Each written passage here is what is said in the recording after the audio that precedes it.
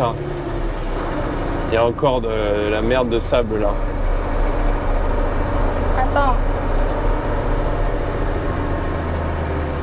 En fait, il y a le fameux sable mou là. Faut que je trouve un endroit plus propice pour passer.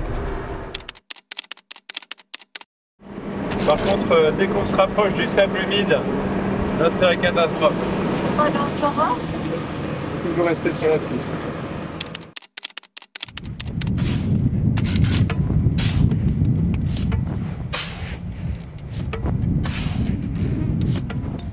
Bienvenue dans Voyage autour du monde, je m'appelle Bi. Et moi Justin, nous voyageons depuis plusieurs années afin de découvrir la beauté de notre monde.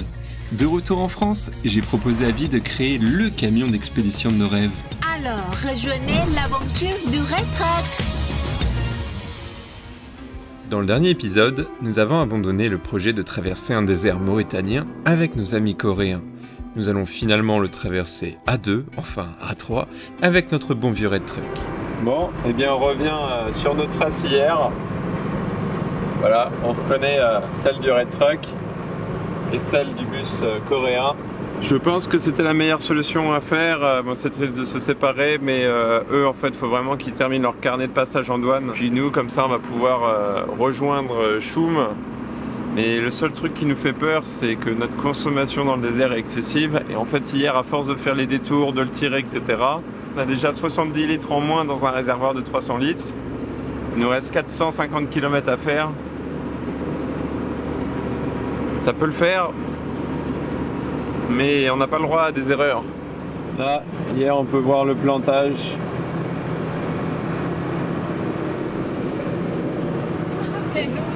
Là, l'autre plantage. Troisième plantage. Est-ce qu'ils se sont trompés sur le choix du véhicule? Non, parce qu'ils ont quand même tracé Corée du Sud jusqu'en Europe, par la Russie. Et donc, il fallait un véhicule routier. Ils savaient pas qu'ils allaient aller en Afrique, en fait. C'est une fois en Europe, ils se sont dit que hop, ça peut être marrant d'aller au Maroc, après en Mauritanie, etc. Quant à nous, nous roulons maintenant en direction de la piste du train. Nous sommes à une quinzaine de kilomètres de celle-ci, nous venons de quitter la route nationale pour une petite partie dans le désert avant de rejoindre la fameuse piste. Et rassurez-vous, de ce côté, il n'y a pas de mine, nous ne craignons rien. Notre objectif pour cet épisode est de rejoindre Choum par le désert, soit environ 400 km de piste. C'est beaucoup plus rapide de passer par le désert en camion que par la route, et c'est surtout plus économique, malgré les risques.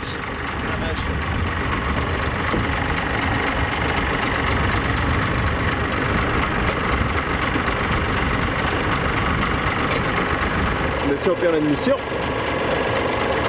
on n'ira pas loin, Bi. Ça, c'est la tôle ondulée. Et pourquoi ça retiré? J'ai pris un peu trop la confiance, on était comme ça, clac, clac, clac, clac, et là, clac. T'as bien remis? Ah, il y a un gars.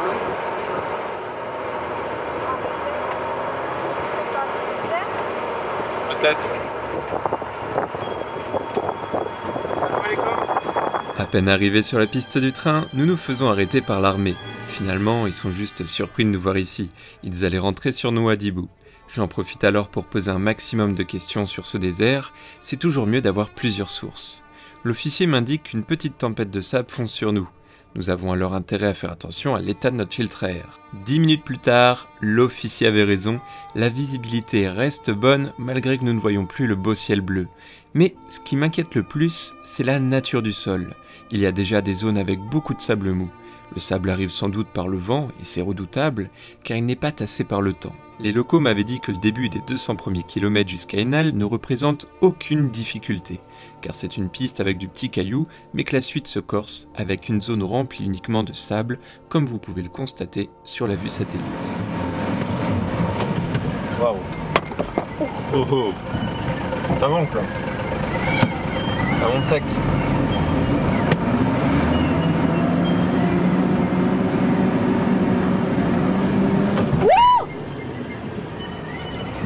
Qu'est-ce qu'il y a? Je suis planté. Ouais, je suis planté. Oh là là. Mais on a des blocages.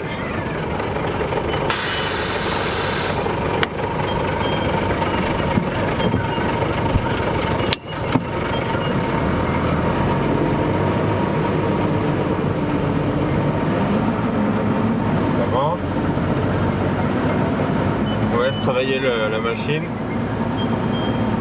T'es trop tranquille. Mais c'est le Red Truck. Et elle me dit je suis tranquille. C'est le Red Truck. Toi, t'as pas chaud, non? Oui, j'ai chaud. Mais regarde-moi, c'est différent. Hein. Regarde. Mais toi, t'es thaïlandaise. Vous vivez dans le froid. Toi, t'es pas mouillé. Vous vivez dans la clim. Dans la même situation. Il y a souvent du sable pas mal. Eh bien, je vais changer ma pression. Mais je vais pas la mettre en pression de sable direct.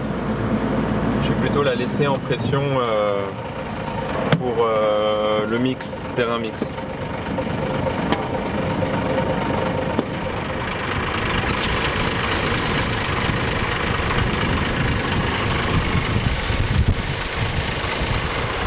Je gonfle la pression.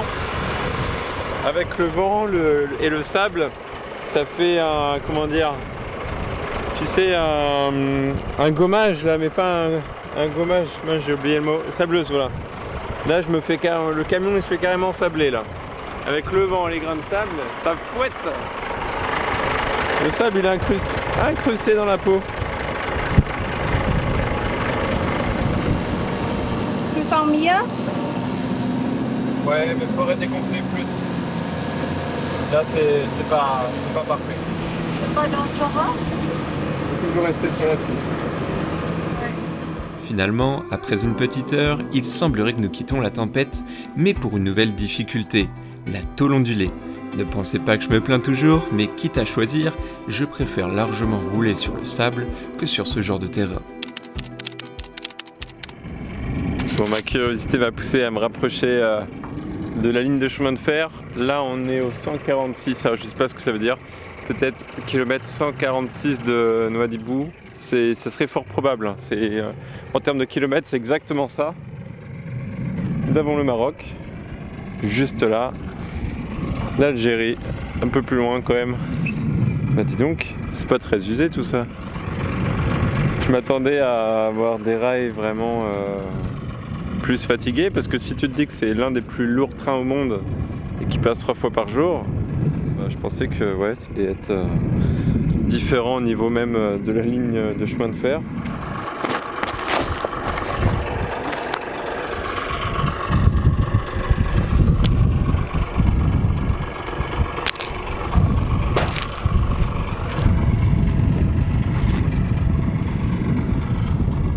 Le militaire m'avait aussi dit de faire attention à proximité de la ligne de chemin de fer car le sol est rempli de boulons et d'attaches. Mais le plus dangereux, ce sont les rails abandonnés qui pourraient endommager les pneus du Red Truck. Apparemment, certains locaux roulent même sur la voie ferrée pour aller plus vite, mais ça, je n'ai pas osé. D'une part, nous avons peur de crever, et de deux, si jamais le train arrive, il faut quand même être sûr de pouvoir quitter la voie sans tomber dans un dévers. Mais ce qui est certain, c'est que nous roulons beaucoup plus vite à proximité du train dans le sable que sur la piste. D'ailleurs, en parlant de celle-ci, c'est la piste la mieux entretenue que j'ai pu voir jusqu'à présent. Dans les zones où le sable est absent, elle est parfaitement délimitée. Malheureusement, c'est de la vraie tôle ondulée. J'ai essayé plusieurs techniques, rouler droit, faire des zigzags, rouler très vite, à une vitesse critique, mais rien à faire. Dans tous les cas, j'ai l'impression que le Red Truck va se scinder en deux. J'aurais peut-être dû changer les amortisseurs d'origine pour des plus performants. Si vous avez des techniques pour rouler sur ce type de terrain, avec un poids lourd bien sûr, nous sommes preneurs. Ce qui est surprenant, c'est qu'on a commencé dans des dunes de sable, ensuite du caillou, maintenant c'est vert.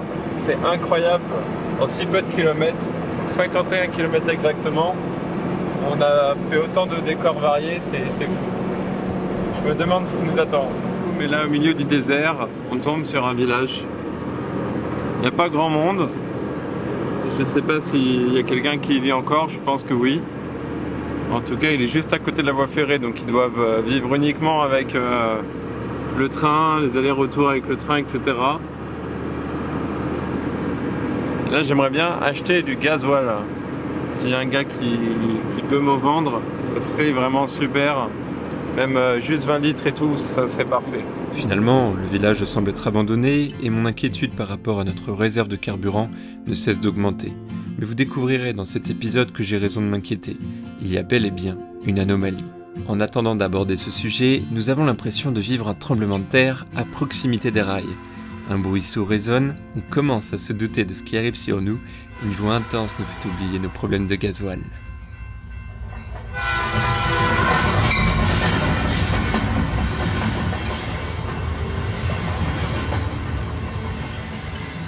Le train du désert circule sur la seule voie ferrée de Mauritanie et de tout le Sahara. C'est pour cela que nous sommes si heureux de vivre cette expérience unique au monde.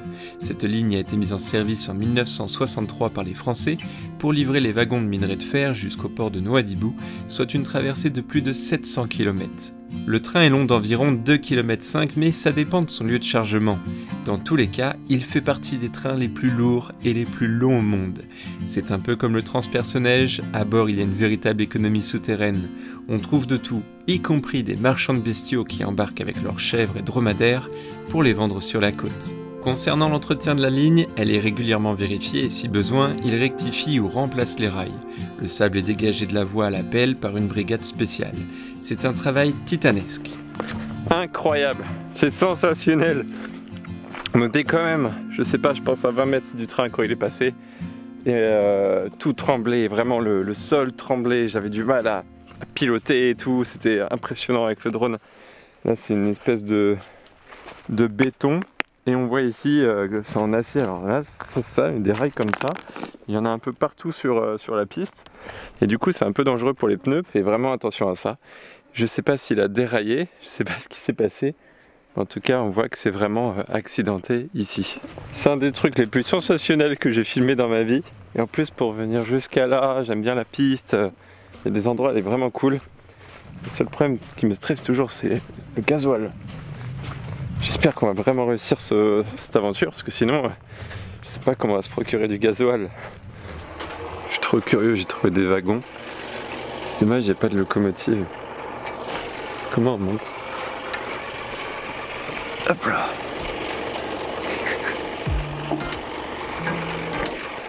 Ok, il n'y a personne.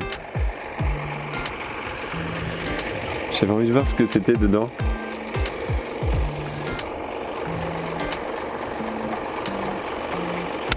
Ça m'a l'air de du caillou ça.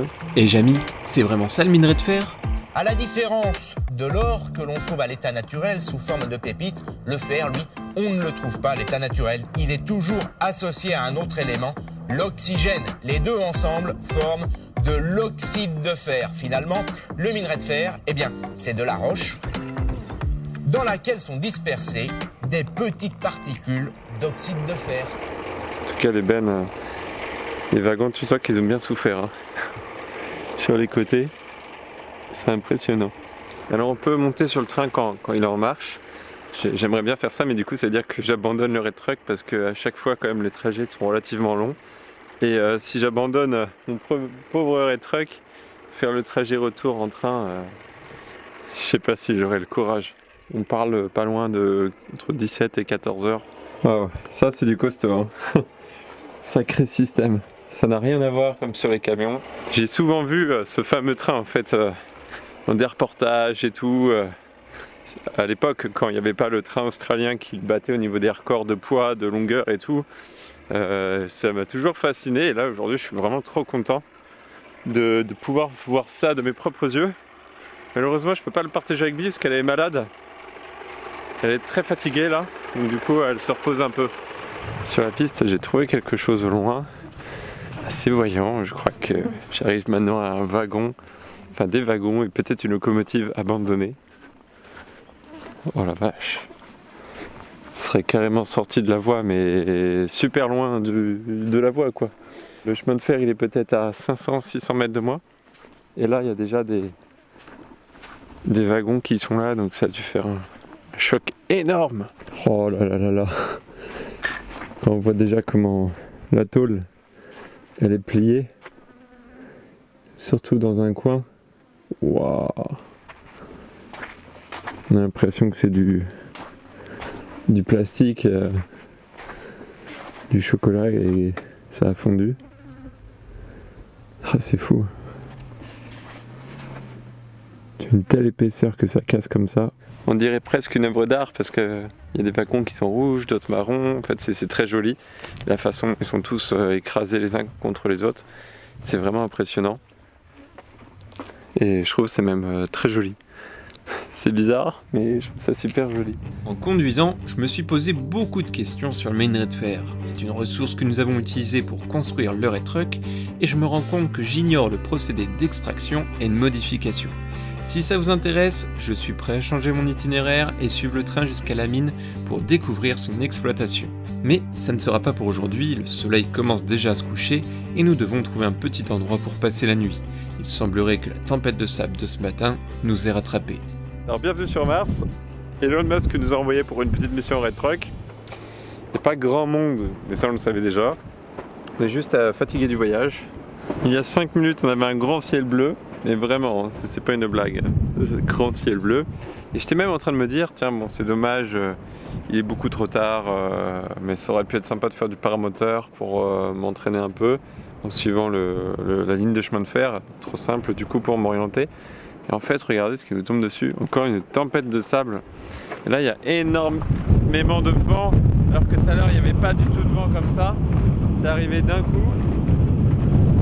Ça c'est le vent. Et ça c'est le camion qui abrite du vent. Vous voyez la différence? On était obligé d'arrêter le véhicule à cause de l'admission d'air. Bah, j'ai plein de sable. À cause de l'admission d'air, puisque du coup rouler en aspirant du sable comme ça dans une petite tornade, ça c'est pas bon du tout.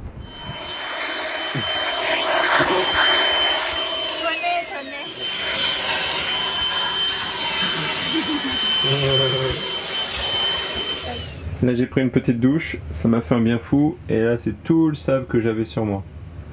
Ça va, il y a déjà eu pire mais voilà, c'est pour vous dire qu'on a une quantité de sable monstrueuse sur nous. 6h36 du matin, le train passe. Et lui, il est encore plus long que celui d'hier qu'on a vu. Et il est interminable. Là c'est fou, là c'est vraiment le train de 2 km. Je pense qu'hier il faisait pas 2 km. Et ça tremble encore plus. En fait ce qui m'a réveillé c'est le tremblement. C'est pas le bruit, c'est vraiment le tremblement. Ce qui vient de très loin. Et je sais qu'on peut ramener des véhicules avec ce train là. Donc si jamais il y a un pépin, on peut mettre le Red Truck sur le train. Puis revenir à Nouadhibou. Bon, moi je vais me recoucher. Hop. Bon, maintenant que l'on a vu le train, on peut revenir sur un sujet que nous avons mis en pause, le gasoil. Je vais un peu vous spoiler les prochains épisodes, car dans cette vidéo, on ne le savait pas encore, mais on nous a volé du carburant à Nouadhibou. On estime la perte entre 40 à 60 litres, et sur le moment, j'avais du mal à envisager cette possibilité. C'est pour cela que j'avais évoqué le sujet dans la dernière vidéo. On n'a plus assez de gasoil. Est-ce que c'est faisable de traverser 450 km dans le désert avec 200 litres en camion poids lourd? Oui. Si j'ai eu cette réflexion, c'est tout simplement parce que l'aiguille avait anormalement baissé. J'ai alors suspecté une fuite de carburant, mais après une vigoureuse vérification, aucun problème. Ensuite, j'ai mis ça sur le dos du dépannage du bus. Je me suis laissé convaincre que le Red Truck pourrait potentiellement consommer 50 litres au 100 en tirant un véhicule de 8 tonnes dans le sable. Et puis, j'ai fait plusieurs fois mes calculs, et même avec une consommation aussi excessive, on ne devrait pas avoir de problème. Finalement, on le découvrira bien plus tard, mais le vol de gasoil sur les poids lourds est un véritable fléau en Mauritanie, comme dans beaucoup de pays, dont la France. Alors maintenant, je peux vous annoncer la mauvaise nouvelle.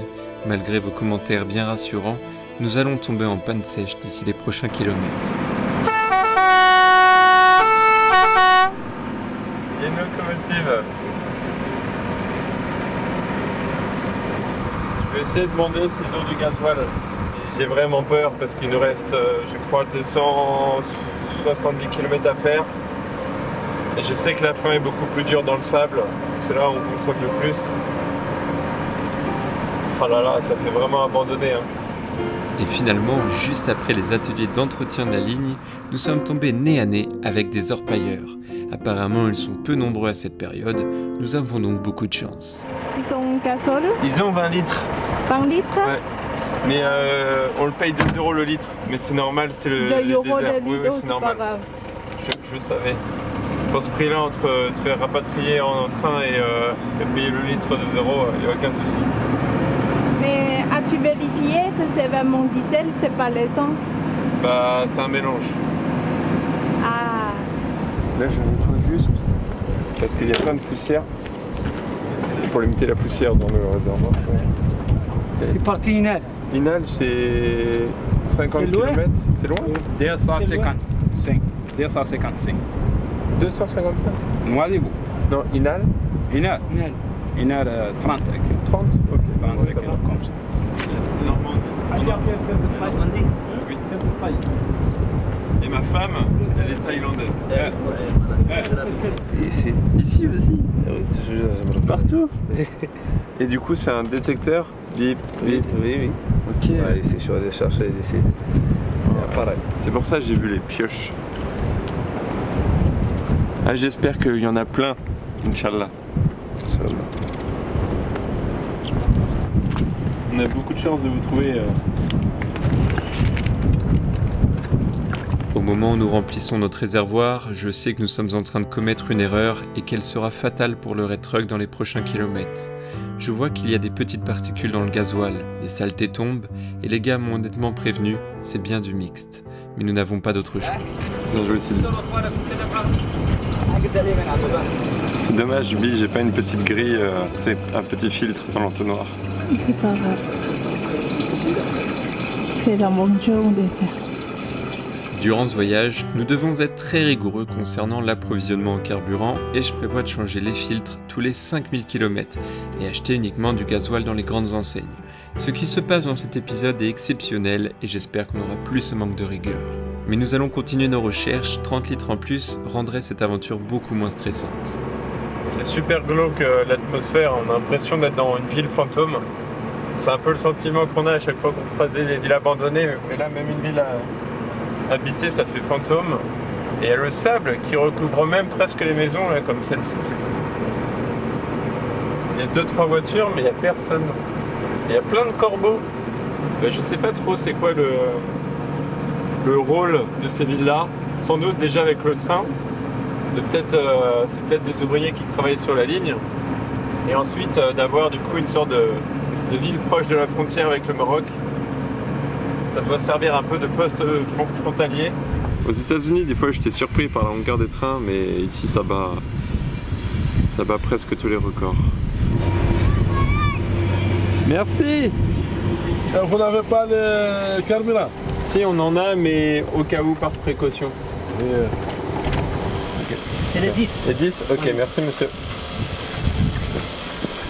Bon bah là on a trouvé un monsieur qui a pu nous dépanner de 30 litres. Ça va clairement suffire, mais vu qu'on peut s'approvisionner ici dans cette ville, eh bien on en profite. C'est diesel? Ouais, diesel. Ça s'appelle un cocktail, un mix de diesel avec autre chose. Et je sais pas. Ah merde, j'ai fait tomber une boulette de boue. Ah le con. Ah. En vrai, là j'ai assez pour rouler jusqu'à Choum. Mais si jamais on doit aider un autre gars, je sais pas, tirer un véhicule et tout ça, on consommera plus. Et on doit toujours prévoir le double de carburant que de sa consommation. Quoi qu'il en soit, le restaurant McDonald's n'avait plus de nuggets et le Starbucks Coffee était en rupture de chantilly. Nous avons donc continué notre route pour la partie la plus intéressante de ce trajet. D'ailleurs, ce qui est fou, c'est qu'à peine nous avons quitté Inal, que nous sommes aussitôt plongés dans le sable. Et il est difficile d'apercevoir des traces humaines, ce qui est moins rassurant. Mais ce sentiment de liberté, celui de se sentir si seul dans cette immensité, nous fait très vite oublier nos angoisses naturelles. Car dans ces moments-là, on devrait toujours être capable d'anticiper les problèmes. Que faire si on tombe en panne? Comment se sortir d'ici avec un poids lourd si l'embrayage casse? Ou que faire si le faux châssis de la cellule venait subitement à craquer? Eh bien d'un côté, nous préférons oublier ce genre de questions, car nous sommes incapables d'y répondre dans un milieu aussi hostile. C'est bien ton volant. Une fois peut-être que ça va donner des coups quand le camion va glisser. Dans à droite, voilà. Et voilà, super vite. Non, c'est ça, aide-moi, s'il te plaît, aide-moi. Fais confiance. Non, mais moi je fais pas confiance en moi. Si. Oh. Voilà, suis la trace. de le tenir. Oh, oh. Justin, Tu vas où? Tu vas où? aide-moi. Oh là. Viens, Oh, c'est panique là. viens là, reprends. Attends. Eh bien, c'est vraiment incroyable. Je sais que c'est que le début dans le désert de sable, mais alors, c'est vraiment un sentiment de liberté extraordinaire, parce que c'est quand même un désert où on se sent relativement seul.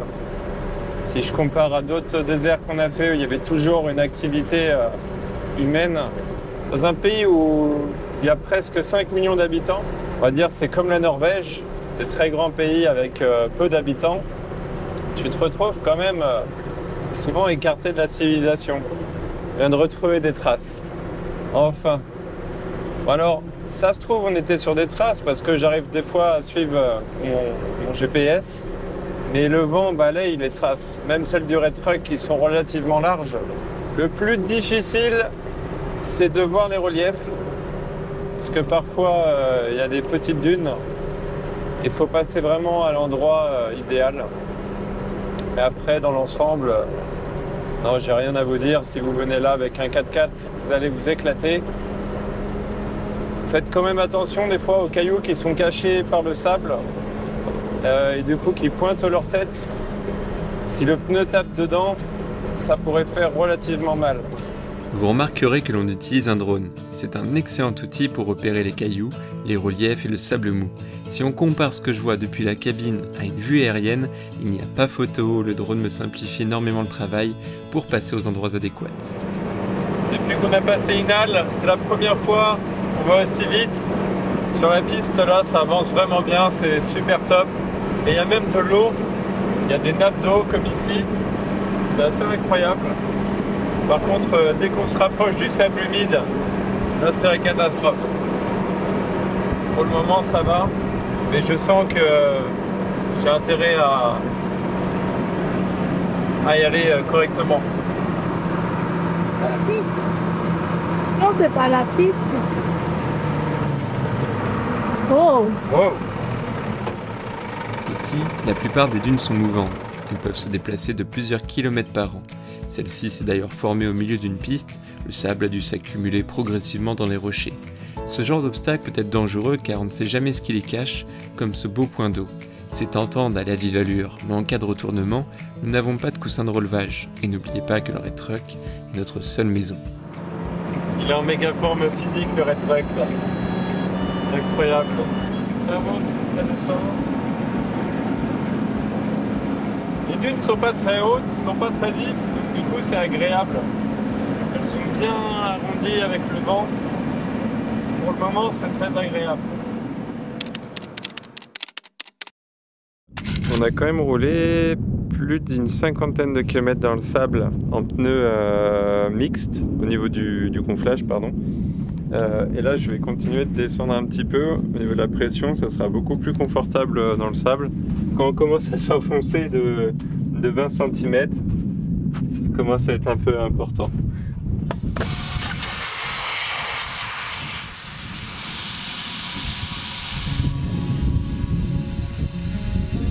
Je n'ai pas encore trop baissé la pression, je me suis mis à 2/2 car le sable me porte bien jusqu'à présent.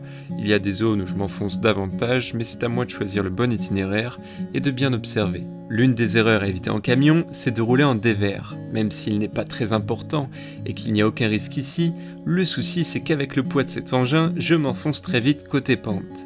Rien d'inquiétant, mais je préfère faire quelques tours de piste pour m'habituer et surtout continuer à découvrir mon véhicule. En pratiquant, je risque de mieux lire le terrain et d'éviter l'ennemi de tous, le fèche-fèche. Ce serait une véritable catastrophe si nous tombons dedans.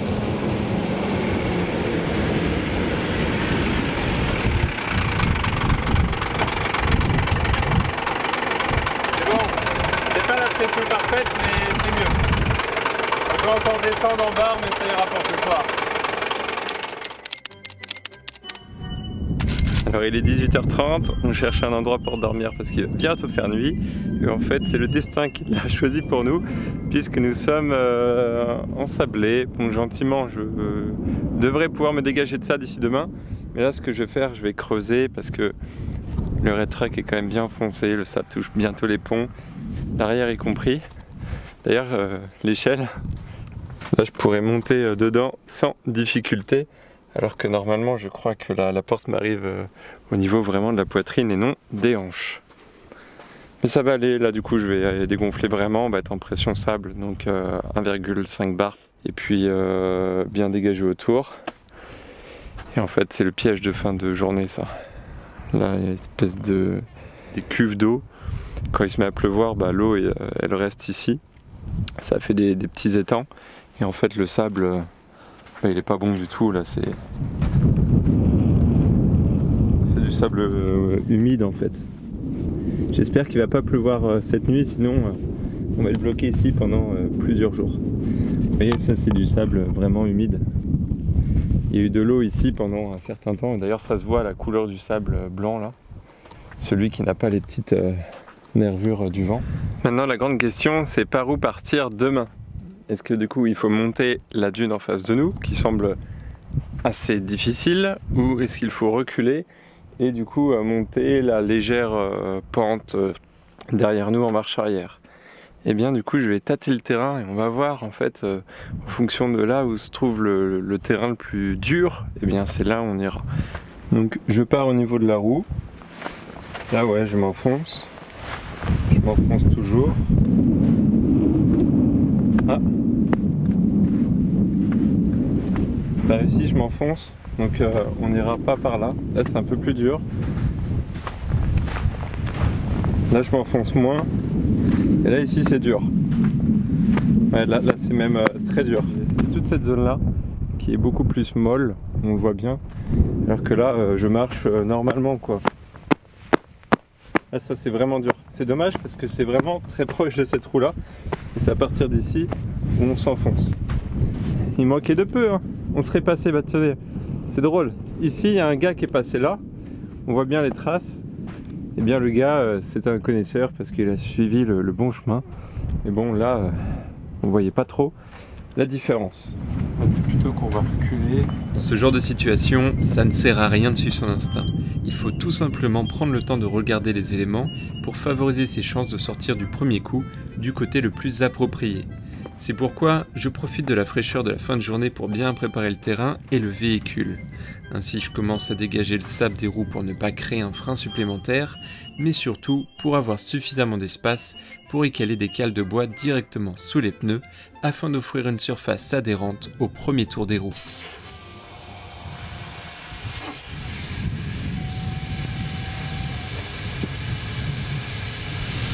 Bon bah je laisse se dégonfler tranquillement. Cette fois-ci, je me laisserai pas distraire par le coucher de soleil. Je vérifie en permanence la pression pour avoir 1 bar 2 à l'avant et 1 bar 6 à l'arrière. C'est du boulot, mais ça y est, c'est creusé de l'autre côté. Et là c'est en train d'être dégonflé. Bon, le plus chiant c'est les petites mouches du désert, mais ça fait partie du désert. Donc je sais que je suis bien dans un endroit que j'aime. Faut pas avoir peur de l'ensablement, de toute façon, si vraiment ça vous fait peur ou stresser, faut éviter d'aller dans le désert ou partir avec un guide.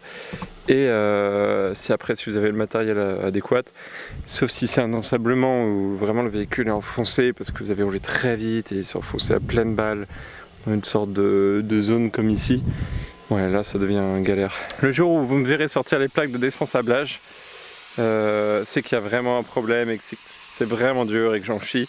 Mais là ce que je vais mettre demain, des petits bastins, je vais en mettre 4-5 par terre, voilà, et je vais me faire une toute petite allée pour que le pneu dès le début il puisse adhérer sur quelque chose de solide et ensuite tac, reculer.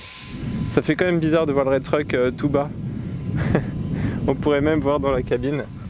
Qu'est-ce que tu nous prépares de bon comme plat réconfortant après cette aventure? C'est le lait de curry vert avec le poulet.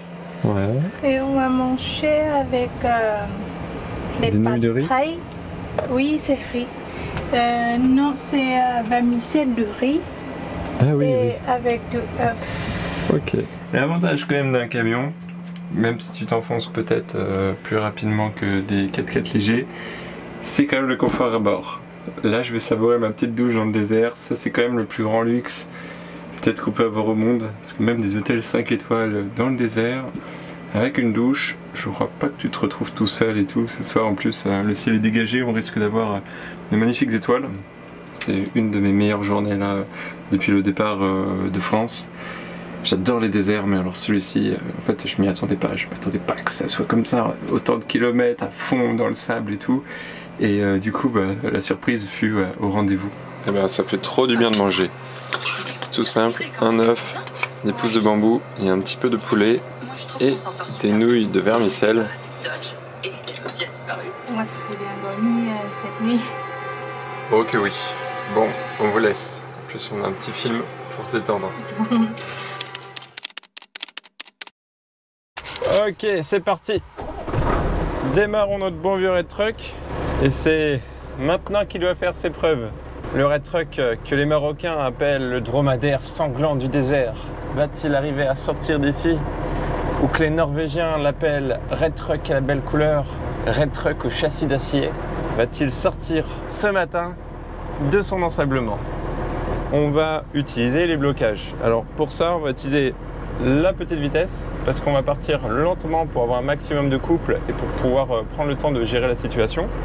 Ensuite, on va utiliser le blocage de différentiel interpont, c'est-à-dire que si l'arrière patine, pas de souci, on aura 50% de motricité qui va être établie sur le pont avant. Du coup, on aura forcément un pont qui va pouvoir bien travailler.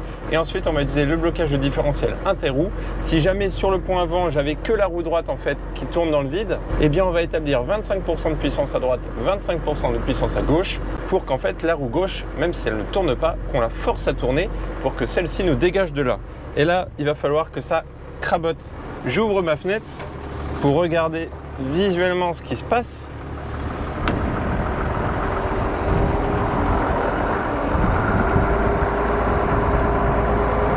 Et on laisse le véhicule travailler. Les cales mettent bien, c'est parfait. J'ai roulé sur la première cale, j'ai roulé sur la deuxième cale. Surtout, on ne tourne pas le volant. On reste comme ça en ligne droite parce que n'oubliez pas, on a bloqué le différentiel interroue, c'est-à-dire que nos roues à l'avant tournent et à l'arrière tournent à la même vitesse. Donc on laisse le véhicule travailler.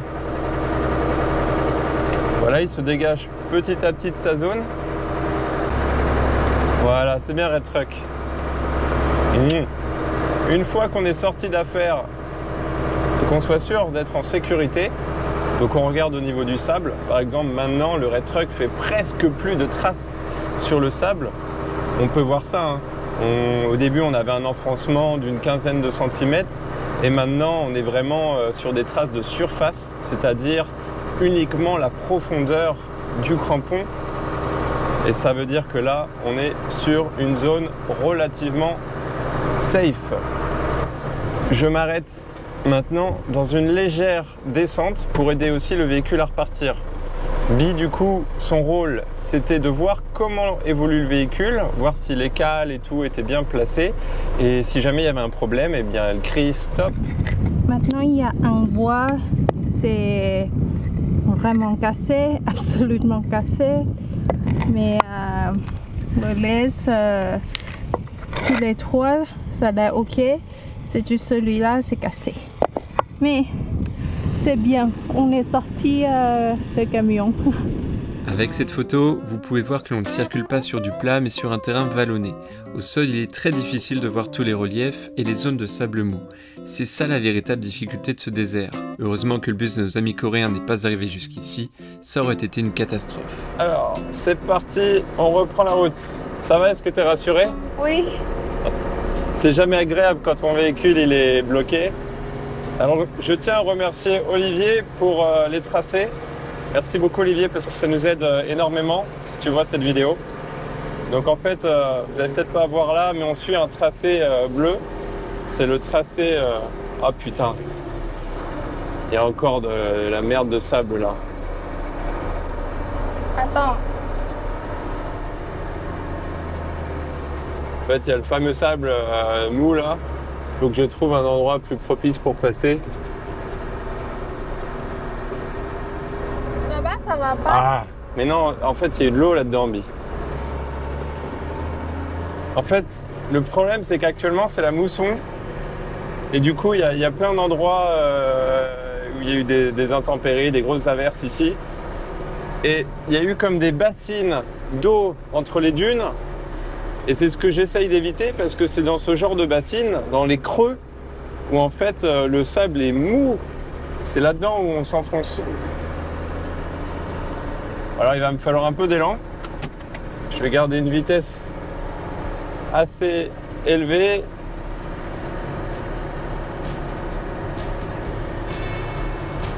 Allez.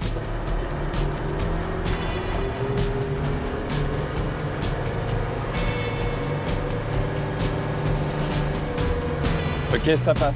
Ça passe, car encore une fois, j'évite de prendre des risques. Il y a plein de zones avec sans doute du fesh-fesh, et je commence à connaître les faiblesses du red truck. Parce qu'en fait, du coup, on fait que de monter, descendre, monter des dunes.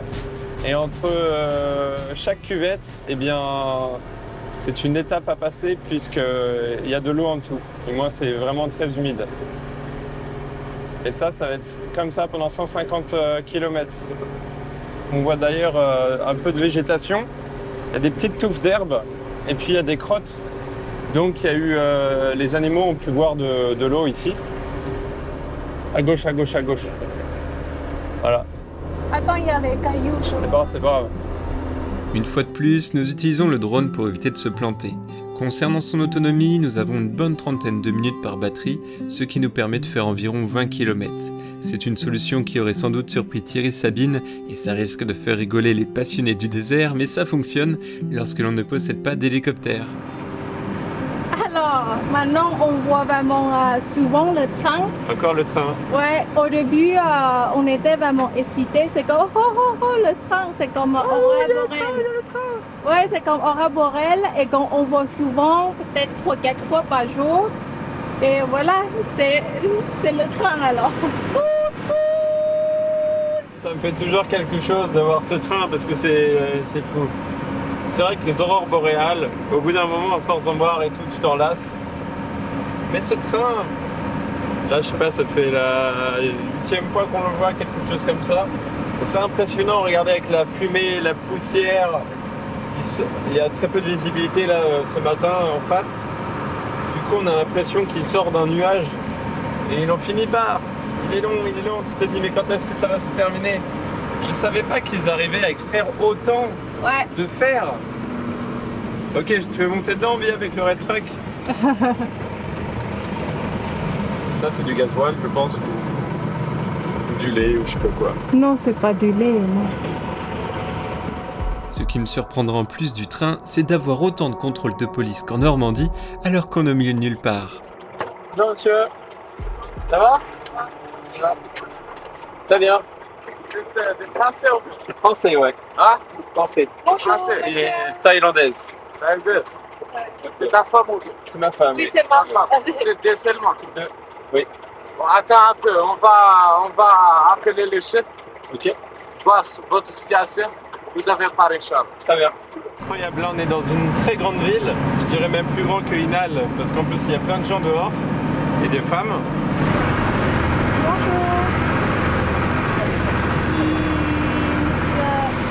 Ils sont le supermarché pour manger.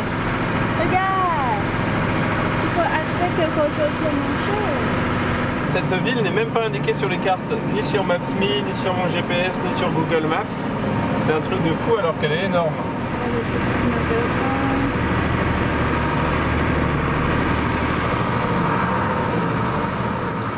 T'as trouvé un Kentucky Fried Chicken, un KFC? Vraiment. Pas vraiment.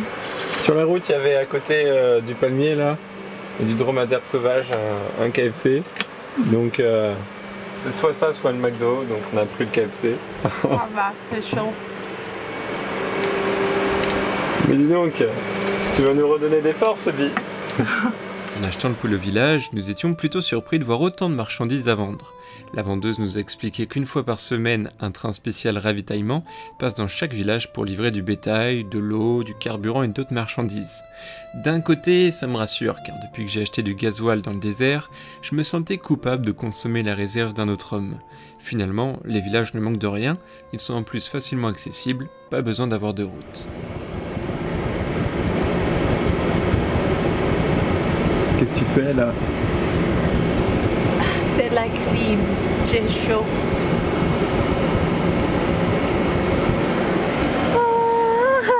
Ouais, c'est bien froid là. Trop bien. C'est trop bien. Je bouge plus. Non, c'est juste à quelques minutes et après on va. Malheureusement pour Bi, nous devons reprendre la route et le thermomètre va continuer de grimper jusqu'aux 50 degrés. Heureusement, cette petite pause déjeuner dans cette ville nous a fait beaucoup de bien. On arrive maintenant à la dernière étape du voyage, le monolithe. Et après on arrivera du coup sur Choum. Et on peut voir au niveau du carburant que ça y est, on a consommé déjà la moitié du tank. Heureusement qu'on a mis l'équivalent de 50 litres sur la route. Parce que voilà, on sait jamais, mais on est mieux d'arriver avec un peu plus de carburant. Nous roulons maintenant en direction d'un monument naturel, enfin on pourrait même dire plusieurs. Sur notre route, il y a 2 monolithes immanquables et ce sont les plus connus de Mauritanie. Je parle d'Aïcha et Ben Amira. La légende raconte qu'autrefois, ils ne formaient qu'un seul et même bloc. Mais après leur divorce, ils se sont espacés d'un peu plus de 5 km. Ben Amira aurait pris ses 2 enfants et Aïcha, sa servante. Depuis, les monolithes sont tous les 2 accompagnés de leurs complices. De temps en temps, des artistes du monde entier viennent s'exprimer en réalisant des œuvres sur cette légende. Si ce gros caillou de Ben Amira semble si imposant à côté du Red Truck, c'est parce que c'est le 3e plus grand monolithe au monde après l'Uluru et le mont Gustus, tous les 2 situés en Australie. Son altitude est de 550 mètres, il reste vraiment impressionnant et c'est même intriguant dans ce décor si vide. Je classe cette traversée comme l'une de mes favorites, car pour un désert, on ne s'ennuie pas et on n'a pas non plus ce sentiment d'insécurité qui pèse sur nos épaules. Ce que je veux dire par là, c'est qu'en cas de problème, il y a au moins 3 trains qui passent tous les jours et ça rassure énormément.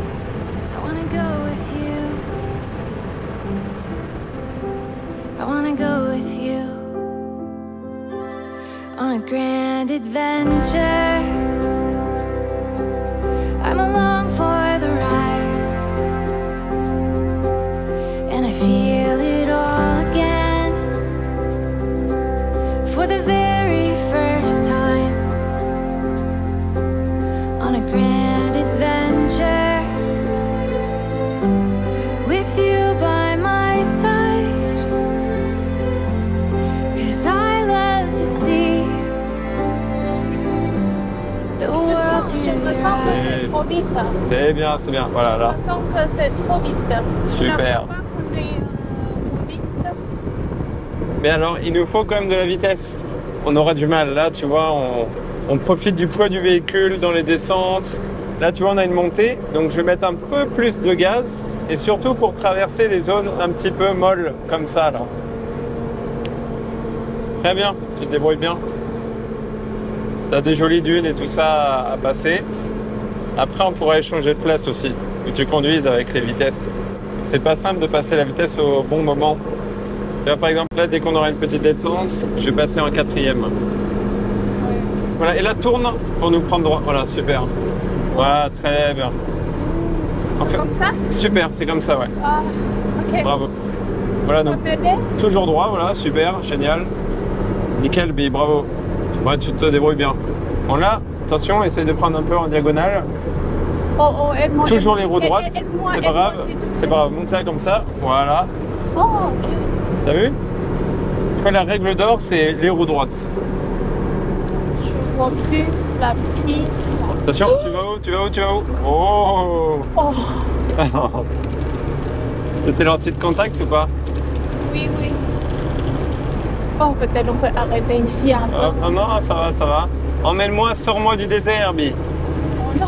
C'est bon, là, t'es en bonne vitesse de cruise, là. Pour nous, c'est l'autoroute. T'as vu, ton camion, il est un peu chaud, par contre. Ouais. Donc, on va peut-être faire une pause bientôt pour qu'il refroidisse un petit peu. Oui. Mais c'est normal, hein, dans le sable, on travaille différemment. On consomme plus et tout. T'en penses quoi? C'est chaud. C'est chaud, hein? Oui. Je ne peux pas vraiment rigoler là, c'est froid. Ça veut dire que t'es concentré, c'est bien. Après 150 km sur le sable, nous retrouvons un terrain mixte. J'étais très heureux de partager avec Bi cette passion pour la conduite dans ce type d'environnement. Si on peut se permettre ce genre d'aventure, c'est aussi grâce au Red Truck. Je ne me suis jamais senti autant en confiance dans un véhicule et je commence à le connaître. Et au niveau du carburant, on peut voir que du coup il me reste l'équivalent d'un peu plus de 100 litres. Donc heureusement qu'on a rajouté 50 litres. Le souci c'est qu'avec notre réservoir qui est très long et en fait peu profond, quand ça monte des grandes côtes, eh bien le gasoil forcément il s'en va au bout de la cuve et après l'aspiration se fait mal. Donc est-ce qu'on a vraiment une autonomie de 300 litres? Eh bien non. Courage. On arrive bientôt. Oui, dans une minute. Là-bas il y a de la fumée blanche, donc je pense que c'est Choum. Ça doit être une ville de 3000 habitants. Comme la piste est horrible. Et c'est là où tu sens que tu arrives proche de la civilisation parce qu'il y a plein de plastique partout, plein de déchets. Alors que tout le désert était méga propre. Et on voit la route, tu vois. Oh, la route. On va rejoindre sur la route. Des enfants.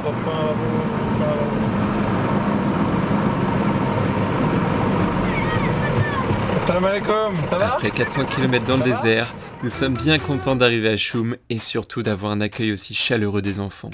Nous en avons profité pour reprendre un peu de carburant et poursuivre notre voyage en direction de la mine. On ne connaît pas encore son emplacement, mais une chose est sûre, la ligne de chemin de fer devrait nous y emmener. On se donne rendez-vous pour une année 2023 remplie d'aventures, car la découverte du monde n'attend pas.